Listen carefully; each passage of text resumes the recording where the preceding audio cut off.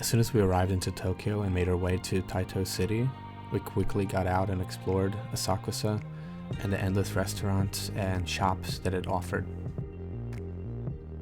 After grabbing a quick snack from a street vendor and just checking everything out, taking in the awe, seeing Don Quixote, which at the time I didn't even know what that was, but we made our way to Asakusa Shrine.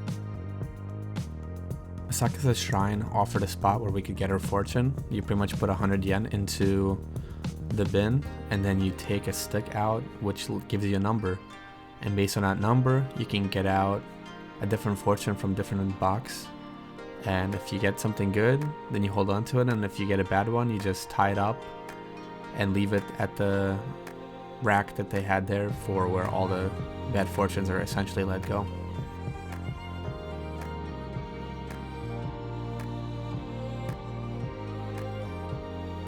Many shops closing, and I was just getting tired. We quickly got some udon, then went back and slept at our Airbnb.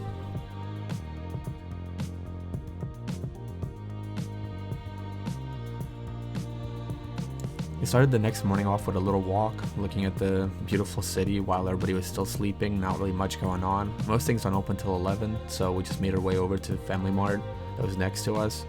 Very different experience, a lot of delicious food, egg sandwiches, coffee, onigiri, just a variety of things you can get there. There's manga, magazines, everything's available in there. So, and if you need to withdraw some cash, that's there as well.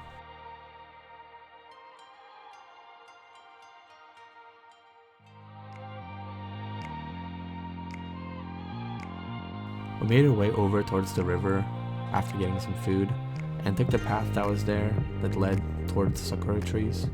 It was a very beautiful sight and fairly busy for a cold morning. After the beautiful walk along the river, we made our way over to Akihabara, and it's a destination that we went to multiple times throughout the trip, as this was a 2-week trip, kind of summarized in a short video. With buildings consisting of multiple floors, various stores in each floor, whether it's card shops or figure shops, electronics. We were in there for hours and hours just looking around, buying, trying out different gacha games, and it was a lot of fun. It was a very unique experience.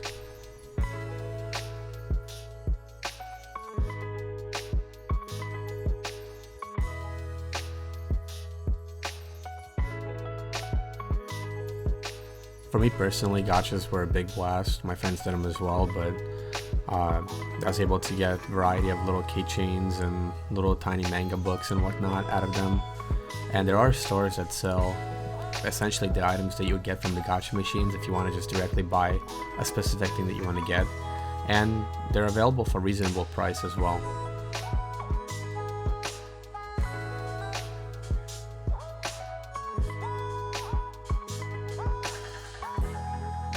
And of course, needless to say, there's plenty of delicious food available, and we made sure to get some while we were in Akihabara.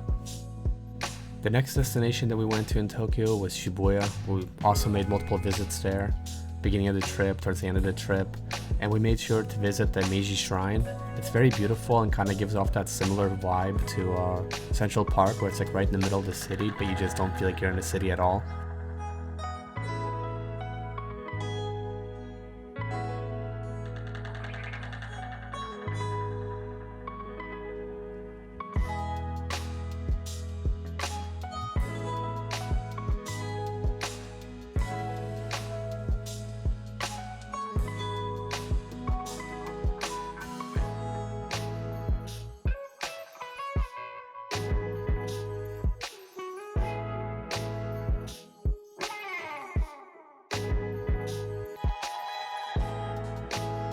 While we were visiting the Maiji Shrine, there was an active service or prayer going on, and we were able to look at it from a distance where you see the gates there with all the people, but we couldn't actually take any pictures if I recall, and we definitely had to be pretty quiet there, very respectful, so a very cool experience to have.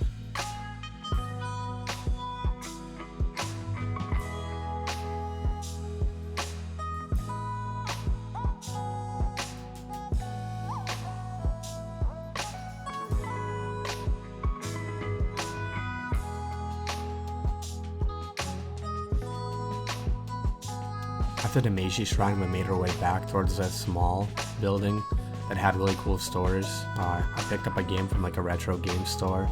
There was also a jump shop with like a giant Luffy statue and a Pokemon Center, so that was kind of cool.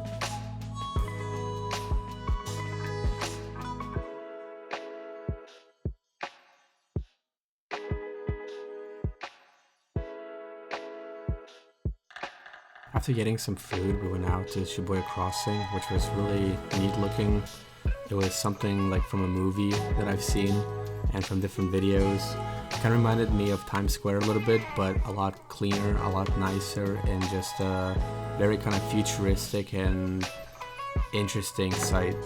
Also, being that it's nighttime, the signs really stood out and glowed, and I think that made a huge difference.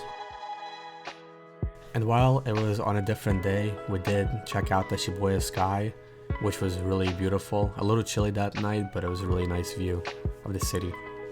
While taking place earlier in the trip to Tokyo, we went to Shinjuku as well.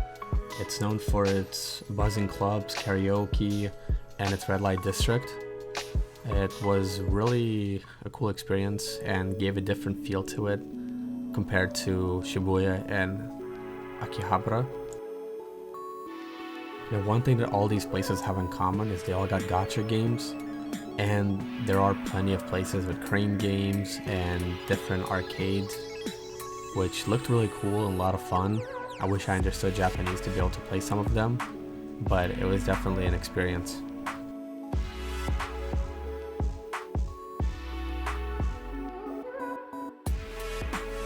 While in Shinjuku, we found a place where we were able to play pool. It was very rainy and cold outside, so it was a great way to spend a few hours just hanging out, talking, and having a drink. And after getting food and playing some pool, we went back out to check out some stores. We were able to get some One Piece cards from this place for a very reasonable price, and my friend actually got some extra cards because he spoke Japanese. So if you are learning some, definitely brush up on it. It might help you.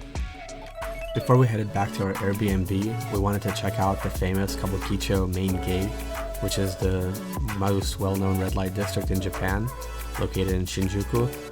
But overall, it was a really fun time. I enjoyed Tokyo. All of the locations we visited were really nice and kind of unique from each other, and I'm looking forward to going back.